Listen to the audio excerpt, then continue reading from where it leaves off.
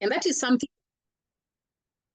something that I had already started seeing, working with a number of you who are my clients and even interacting with other people, that culture indeed plays a part.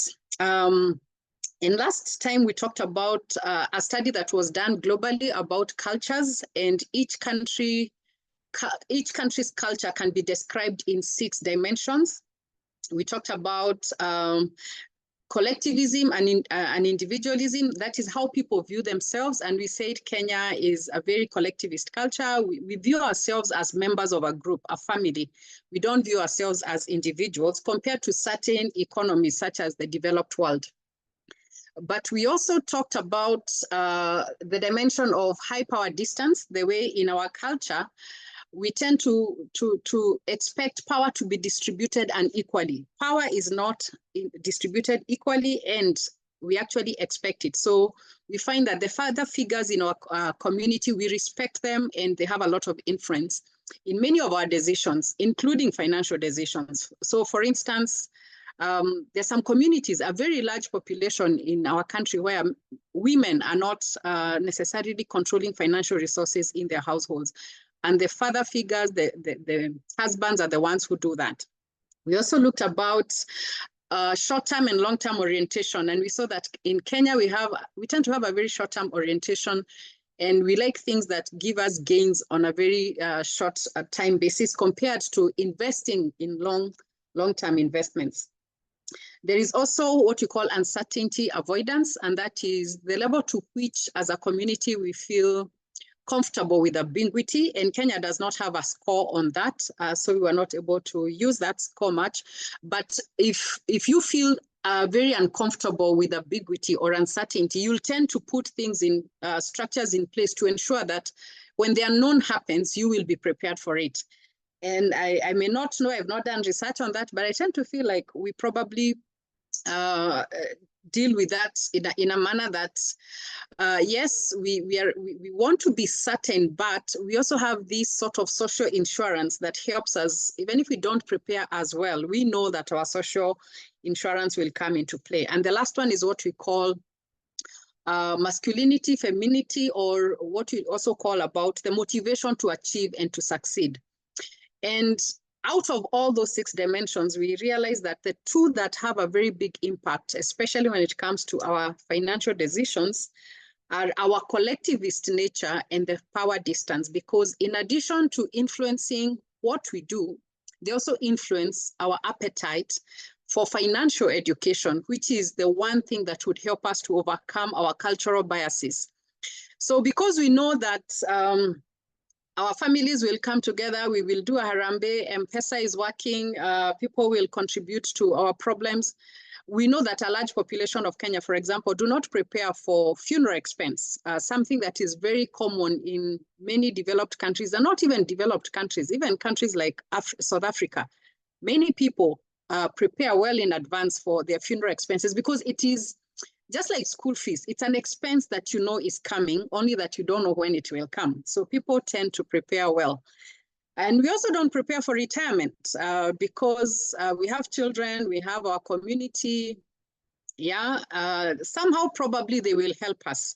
And that has, I think the government is doing something about it by now trying to force everyone to actually contribute towards their retirement. So we find ourselves in our culture, and there's no wrong or right culture. This is where God placed us. This is what we have. This is how we have grown up. We cannot shake that one off very easily. But it is important to look at what are some of the good things about our culture that we can retain, but what are some of the aspects of our cultures that are actually not working in our favor? And part of it is purely because life has changed. I mean, when our parents were young, the kind of things they were exposed to are quite limited compared to the kind of things, for example, we are exposed to. Right now, you can trade anywhere in the world. You can invest anywhere in the world. They may not have been aware of that, or they may not have had the opportunity to do that. So we realize that then we need to learn, we need to be educated so that we are able to make right decisions, not what appears right in our culture, but what will actually work towards our financial situations and the goals that we want to achieve. So today we are going to pick that conversation from there, and we are going to look at, when we talk of financial literacy, exactly what do we talk about? I remember when I started doing this financial education, I was very, very excited about it. I would work with clients and I would see them move from one stage to the other. And that was very, very motivating. And part of the reason why I wrote the second book, that is Before You Earn Your First Income. And one of the things that is obvious is that older people, most of you who are here, you have bought the retirement planning book, and many of you are buying the other book for the younger generation, but the younger generation are not necessarily interested in buying that book. And that is one aspect of financial literacy. The people who really need it might not even know that they need it, and there's what we call subjective financial knowledge. Most likely, if you ask young people whether they know how to manage their money, they'll tend to score very high. They think they know how to do it. And that is an aspect of financial literacy. The people who need it probably don't think they need it, and so they don't get it. But as you go along life, you start making financial decisions and you make a couple of mistakes, you make a couple of good decisions, but you also feel like probably I can do better than I'm doing. Then your appetite for financial knowledge increases and you actually now start investing into it. And ultimately, probably you improve your financial outcome. But like we said, one of the reasons why we need financial literacy is because if you are to move from just investing in tangible assets, which are good, but do not meet all our needs, we need a level of financial literacy. If you are to invest in bonds, if you're to invest in unit trusts, if you are to invest in private equity and anything else that we call financial assets, then you'll need to understand how they work. You'll need to know when to get into the market, when to get out of the market. That requires some level of knowledge. And without that knowledge, one of the things that will happen is that you won't be comfortable and you will not participate in that. And that is what you call confidence. You will not have the confidence to participate in financial assets. Yet financial assets have a key role to play, even if not for anything else, for the role of diversifying your assets, not to put all your eggs in one basket. So financial education then becomes very, very important because you must know these products. You might even know, you need to know that they exist and you need to know how to get them. So that becomes very, very important. Yet, we are not taught that in school. Our system now probably have heard of CBC want to incorporate that financial education. And the more I study about this topic, the more I ask myself, at what level should we actually be introducing this topic? And we will see that as we proceed. But I keep talking about financial literacy, financial education. I'm almost sometimes using these words interchangeably, but what exactly is that? And I would want to project my presentation just for you to see the definition. When you talk of financial education, what are some of the things those who've studied have talked about financial education? So there are several definitions that have been put forward there that many people use. And one of them is this by OECD. This is an association of some of the European countries. And it says that financial literacy is a combination of awareness, knowledge, skill, attitude, and behavior necessary to make sound financial decisions that will ultimately achieve individual financial well-being. So it starts with awareness. You need to be aware of financial matters, financial concepts. And as we will even come to see, you even need to be aware of yourself, where you are coming from, what culture am I coming from, what are the things I value, how have I been brought up? All that awareness is important. Then you need knowledge of specific things, and this is what we call objective knowledge. You need to know how interest rates work. You need to know how financial products work, but you also need skill. And skill is something that you develop. You're not born with a skill. You develop a skill by doing something over and over again. And you also need a certain attitude. And I would say culture, it's one of the things that portrays specific attitudes. Our culture has an attitude, a positive attitude towards tangible assets. We like doing businesses, and we also like investing in land. So financial literacy affects our attitude and ultimately affects our behavior. That is what we actually end up doing.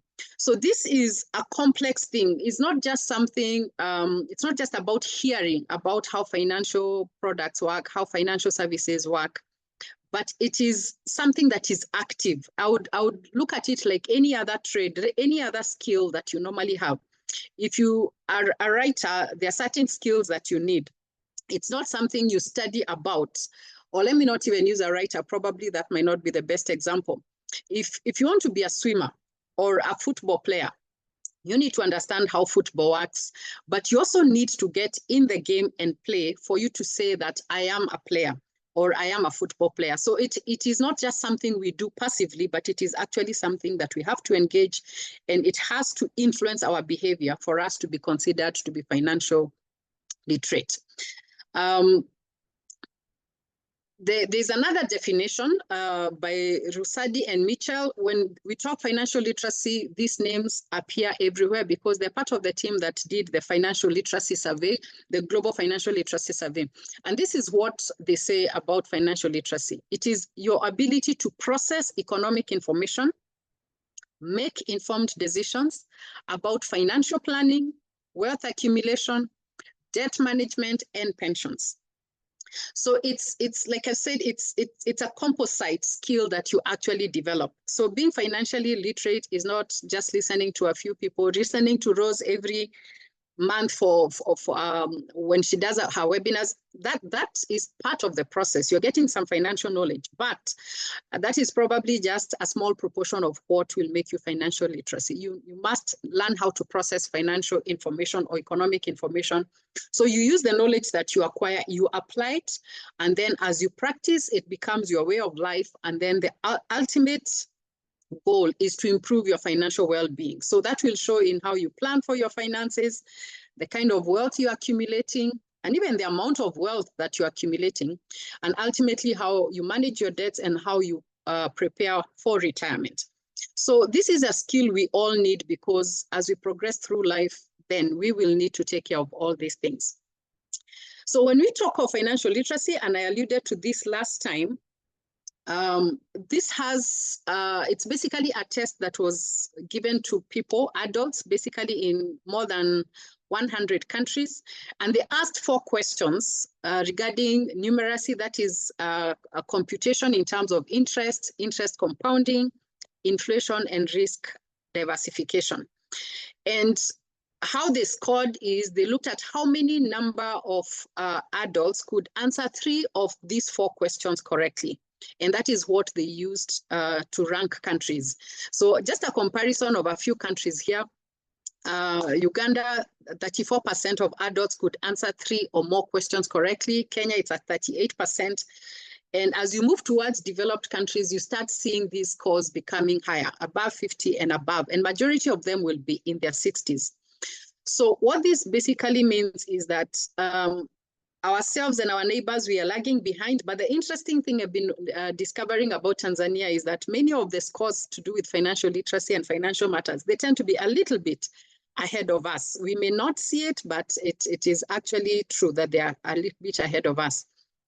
But now as you move to more developed countries, you actually realize that their scores are way higher.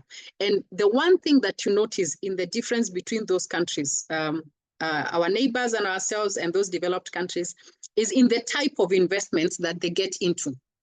So the higher the financial literacy level, the more you are able to invest in financial assets, and more you're able to grow diversified portfolios, and you're able to manage your expenses in a better way. So there is a correlation between our financial education and the kind of investments that we do. But having said that, this was a test that was done on adults, and as we are thinking about financial literacy, and I said about this last time, it is important that we educate adults. And part of it is because of our culture. We always go back to our parents, or rather, like we said, power distance. Our parents have influence in the kind of decisions that we make. So when we go back to our parents and we talk to them about the investments we want to make, of course, we want that approval from them. If they are not financially literate, they are not likely to advise us in a manner that would be in line with financial literacy. So for example, if our parents have never invested in bonds, in stocks and those kind of things, they're not likely to encourage you to go into those assets if they are not aware of them, or if they don't have knowledge about them or experience with them. So we may not be able to educate our parents, but ourselves as this generation who are raising the coming generations, it is very, very important that we do, because they will be coming to us for advice. And if our advice is just like if our advice is not based on financial knowledge, then we will be perpetuating this financial illiteracy. And we will continue seeing the same things that our parents did, we are doing, moving into the next generation.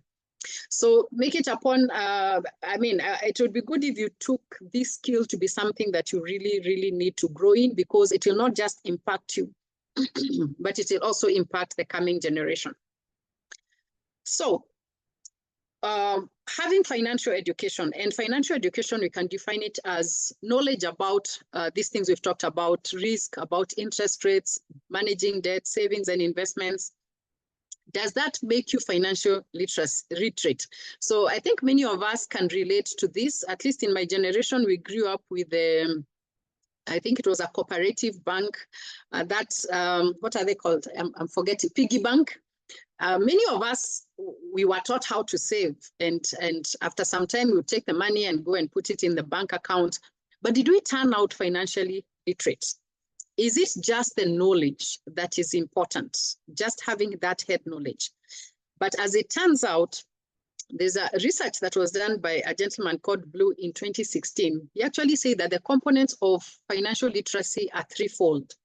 There is the financial knowledge of the facts that we've talked about: time value of money, managing debt, risk and investment, savings and investment.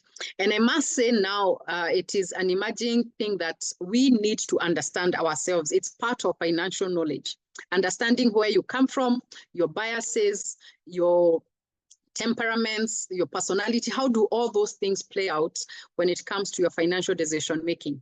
And once you have the head knowledge, and which many of us, I believe we have, some of us did business courses where we learned about all these things, although maybe probably not in perspective of financial planning, but we know about time value of money, we know about debts and all those things, but that has not necessarily translated to us making the best of financial decisions.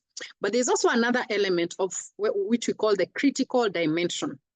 Once you have the knowledge, then you must use that knowledge to evaluate choices, and you do this in a complex environment. So, for example, you've learned that it's important to diversify your assets. And then you are doing this in the context of your culture. So amongst our community where I come from, we value land. And if you don't have a piece of land, it's like you have no investment. So how do I make my financial decisions in the context of that aspect? Then we have our own individual personalities. There's a way God wired us, and we tend to be more susceptible or more inclined to do certain things. There are people who are more prone to being spenders. Others are more prone to being savers, and you have to make your decisions around all that. And even when you do, there's peer pressure. There's what other people are doing, which might not necessarily be what you need to do. But we tend to do what the majority do, or those who are close to us, or those who are powerful. We tend to imitate what they are doing. And of course, we also have cultural bias. We have biases which are not necessarily cultural. So for example, there are people who like maintaining status quo. They don't like changing things. They are not very comfortable with change. Yet the right financial decisions might be, you need to change some of these assets and incorporate other things. Things like loss aversion. There are some people who really don't like making even minimal losses. And they also, what goes with, if you don't take risk, then you also don't make good returns. So you could be avoiding losses too much to an extent that your portfolio is not growing, your investments are not growing. You might need to understand that you need to take a little bit risk, calculated risk, so that you are able to have a return. So all this is happening in this environment where you have the head knowledge, but you have to navigate and critically decide what to do. And it's at this point now, it makes sense to think about, so who can actually benefit from this financial literacy? Because if you learn these things and you do not have an opportunity to do this critical evaluation, just like any skill, you will lose it, or knowledge, you will lose it. So for example, if you know how to read and write, or you're learning how to read and write, and then you don't do it for a while, you're going to lose that skill.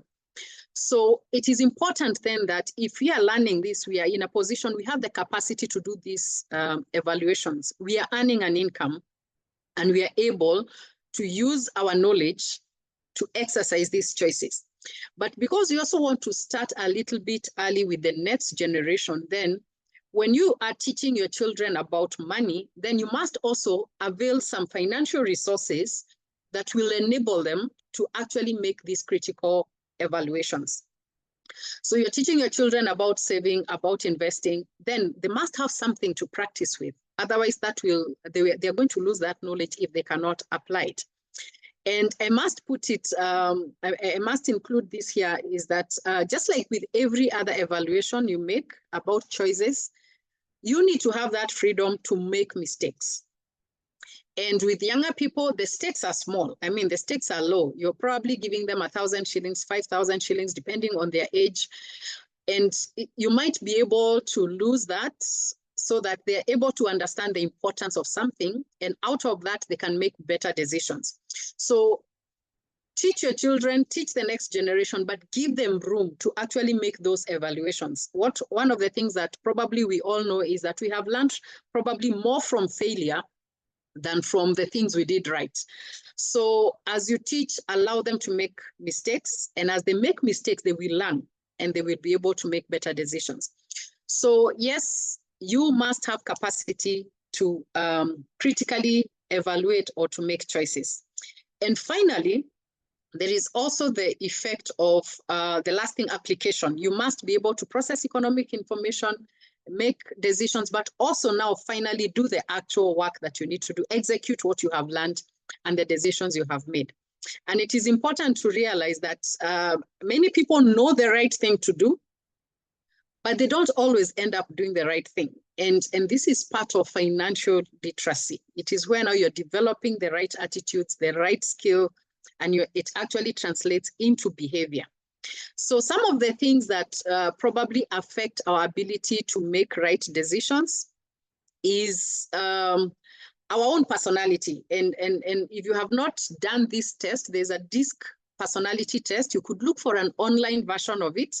And this is one of the things I discuss with my clients, that your personality is very, very, it's very important that you understand your personality so that it doesn't hinder your progress towards making financial decisions. So we all have different personalities. And again, I want to emphasize there is no right or wrong personality. We just need to know the strengths of our personalities and the weaknesses, and we enhance our strengths as we manage the weaknesses. So there's some people who are very high in, in dominance, we call it high in D. And these are people who are very comfortable making decisions. If anything, they make decisions very, very fast. And probably one of the things that they could do is to make decisions too quickly. That would be the other weakness. When you make your decisions very fast, you might ignore certain things, or you might ignore a few steps, such as risk management, looking at what could go wrong. But that is a personality that are quite comfortable with making decisions. But we also have another category of people. They are high on influence, and these people are very people-focused. And what they want to do is to be in the group. They want to fit in with the tribe. They don't want to be alone. So they tend to make decisions that are popular with others. And these decisions might not necessarily be the right decisions, but they also tend to be impulsive. And they may also make quick decisions. We give an example of someone who wants to go on holiday they find people discussing about holidays, and they just hop in and they go with them. They had not thought about it before, but because people are doing this, it looks like it's fun, they just go ahead. They tend to be quite impulsive. It's important to understand whether that is your inclination. And on the other side, on the S, we have people who are, let me start with C, who are very cautious. And these are people who just just avoid risks. They know what they need to do, but it's too risky. So they don't want to make decisions that they're going to regret later. And they end up being very, very cautious. One of the things sometimes they tend to do is to get lost in the details. So they're just analyzing. And as they do that, they are losing important time and probably an opportunity. They lose that opportunity. But you also have those who are high in S, and I don't know why that is disappearing from my mind, what S stands for. But these people tend to value stability, although that's not what S stands for. And they tend to be just think about what they need to do. They want to consider people who are close to them. They don't want to move very fast. They don't want to be rushed, and they tend to be cautious and slow. And they also don't want to disappoint others. They're very, very concerned about maintaining harmony amongst people. And while all these aspects are good, sometimes they can derail you as you're making financial decisions. So knowing your personality style and your decision-making style will enable you to either move a little bit faster or slow down a little bit and reflect. So the people who are high in D, they probably need to think about everything. They need to do risk assessment. They need to see, am I moving too fast, or should I just give it some time? Impulsive people probably will need to plan their finances and make a budget for the fun things, because they love fun things and they must enjoy their money if money is going to accomplish anything. Having that budget will enable them to meet their goals. The ones who are avoiding risks, probably understanding these risks well, understanding these products well, gaining that confidence will enable them to move forward. And for those who want to consider everyone and they are cautious and slow, yes, that is important, but eventually you need to make a move. And so it's important to understand your personality, but we also have temperaments, which are very closely tied to personalities, but they are different. So the sanguines will be spontaneous and they will tend to spend a lot. The choleric, they tend to be tough negotiators, and they also like saving and investing. We have the phlegmatics, they love budgets, they're able to work with budgets well, but they can fall into the tendency of hoarding their resources. And we also have the melancholic, who enjoy budgets as well. They will maintain very good spreadsheets, but they tend to be anxious.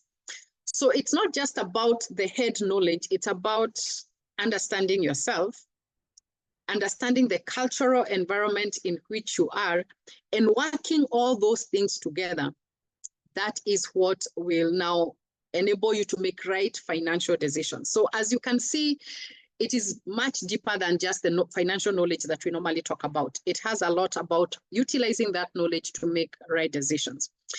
And that is why we need sometimes help. We need to work with financial planners. We need to work with financial advisors, financial counselors, because yes, we may have the knowledge, but will we be able to navigate all these other things that we are talking about?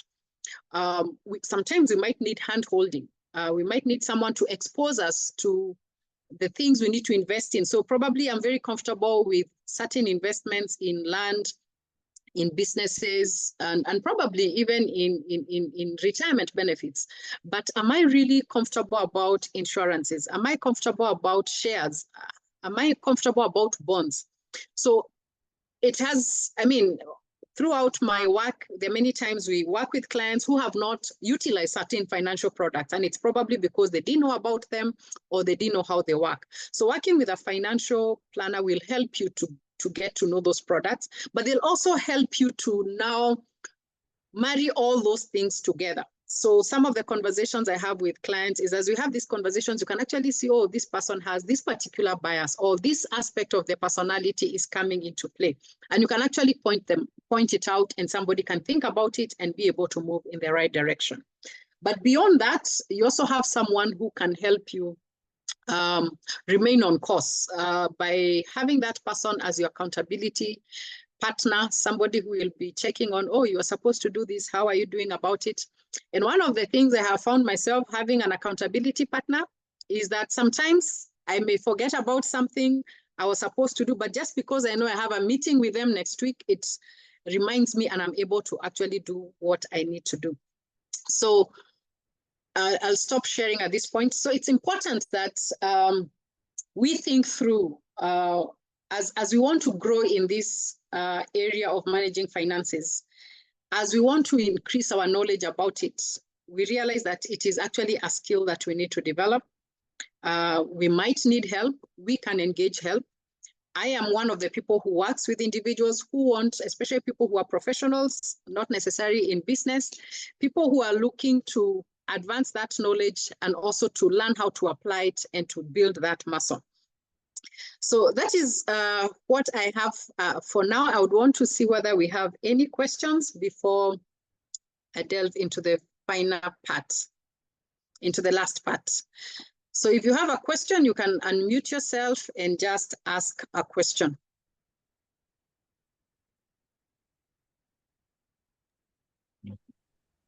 Okay. Yes, Rose, this is Edwin. You talked about in the developed countries, the financial literacy is about, I think you mentioned about 50%. Well, if you look at Kenya and Tanzania, I think it was in the 20s. But in that, when you were looking at that, did they mention anything about the participation rate? Because you find that even in the developed countries, while yes, the literacy rate is about 55, but the actual number of people participating is quite low, right? So I was wondering if there's any such correlation if you look at the African countries such as Kenya and Tanzania. And thank you, by the way, for your presentation. Okay, thank you, Edwin, for that question. Yes, the financial literacy rates that were done in 2014, yeah, US was 57 and Kenya 38, Tanzania 40%. Actually, in last month's webinar, I compared those two countries, which was US and Kenya. And one of the statistics show that more than 50% of people in America own 3 or more financial assets. So many people will have insurances, many people will have retirement plans, and they'll probably have mutual funds or something else. So there is a direct correlation between higher financial literacy and uptake of financial assets. So, and that was, and that research for, I cannot remember exactly, but it is an old research. It's more than 15 years. The one that was talking about the household assets of Americans. So yes, the more financial knowledge you have, the more easy it will be for you to actually invest in those products. And that has been proven scientifically that, yes, I mean, a research has been done and it has proved that majority of people in developed countries, they will normally have less holding of real estate and tangible assets, and they will have more of financial assets. Thank you for that question. Do we have another question? Someone would like to ask that question? So I have one more from Pamela, and Pamela is asking, can you elaborate on how those aged above 65 can leverage their retirement savings? So again, when you talk of those above age 65, it would be important to know what kind of assets do they have. So are you on a pension, for example? Because if you are on a pension, chances are you've already made decisions that you cannot change. When your retirement savings are in retirement benefits, from age 65, I mean, from age 60, you convert that into either an annuity or an income drawdown. So majority of that is already fixed. You're not going to change that. But I also recognize that majority of people do have other investments. So you probably have pieces of land, you probably are running a business, you're probably doing some work at home. So it's important to, I'll give this as a blanket advice, but I know, and as we have seen, these things might tend to be very, very specific because it depends with your household circumstances. For example, do you have an income yourself? Does your spouse have an income? What other responsibilities do you have? I'm assuming at age 65, probably all your children are grown and they're financially independent, but probably are you taking care of maybe your parents who are much older, or are you taking care of your grandchildren or other dependents? But what I would encourage someone who is at least age 65 is if they have a lot of illiquid assets, this is the future you are saving for. When we say that I'm building this wealth, I'm storing it in this piece of land so that I can use it in the future, it is important to ensure then that you have that in a form that you can be able to consume it. So if a lot of your savings or a lot of your investments are in illiquid assets, then you can convert some to liquid assets so that you're able to live a comfortable life. And you can also convert them into other assets that would guarantee you an income for life, so that if you don't feel like you want to manage these things actively, for example, buying and trading in shares, that might not be what you want to do at this time, but you could convert some of them into products that give you an income for life. For example, you can put some money in bonds, and the bond will still have the principal invested, but every 6 months you can be able to receive an income that you can use in life, or you can even convert them into annuities. Annuities are not just for retirement benefits. If you have money from other sources, you can bring it to an insurance company who will give you a quotation, and they'll tell you between now and for as long as you live, this is the amount of money that you will receive. And in event of an early death, this amount would be paid to your next of kin. So I would encourage that, Pamela, if you wish, you can give me a call. We can look at what we are talking about specifically, because everybody's circumstance is different, and whatever I say here might not be really practical to you or to anyone in particular. But the general rule is that as you move towards retirement and into retirement, you need to convert most of your assets into a form that you can easily access so that you get to enjoy them. June Kivinda is talking about the personality tests, very informative. DISC S is steady. Thank you very much for reminding me that. I don't know why I forgot that. Yeah, and you can actually check online for that personality test. And I think there is a version of it, maybe not the detailed of it, but it should be able to help. So any more questions?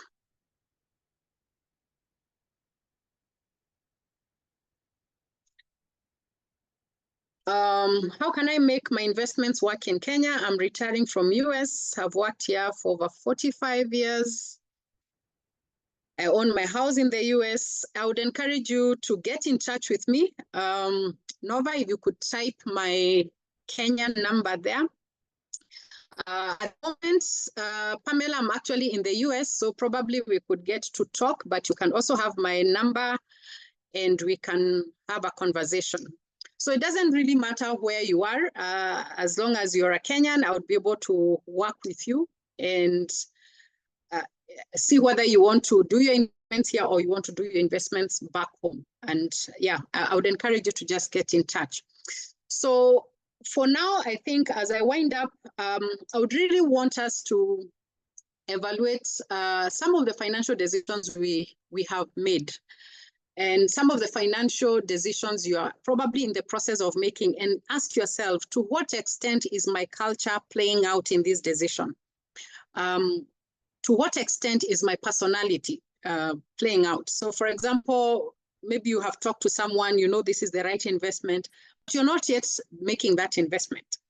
And ask yourself, to what extent is probably that I'm not confident in making this decision, so that you start separating the issues, because sometimes we feel like we want to make the right decision, but I'm not confident. And if I am not confident, what exactly is the problem? If you have that financial knowledge we are talking about, and then you isolate the cultural backgrounds, the cultural biases, and your aspects of personality, it might actually become clearer what you actually need to do. As with any skill, don't expect to have perfect results all the time. As long as we're in this side of the world, of heaven, we will make mistakes. But what I encourage you to do is to make baby steps. You might not put all your savings into that investment when you're trying. Start with a small amount. Maybe someone has told you, I think you should go into bonds. Put in 100,000. And get to see how it works. And then as you see how it works, you'll gain the confidence to put in 500,000. And then later you'll be able to put in more. Seek for help if you need that help. If you feel that you benefit from someone holding you and helping you to navigate all these things, seek for help. I'm not the only one who can do this. I am one of the people who can do this, but there are other people who can do this. And look for someone who really understands these aspects that we've talked about. So I encourage you to make use of the knowledge, because if you don't make use of the knowledge, you're definitely going to lose it. So once again, I want to thank you, as always, for being here. And it's because of you being here that we're able to continue doing this. Feel free to reach out through email. If you have any questions, I would still be able to answer at any one time. And I look forward to talking to you in the coming month on a totally different topic. Thank you. Back to you, Nova.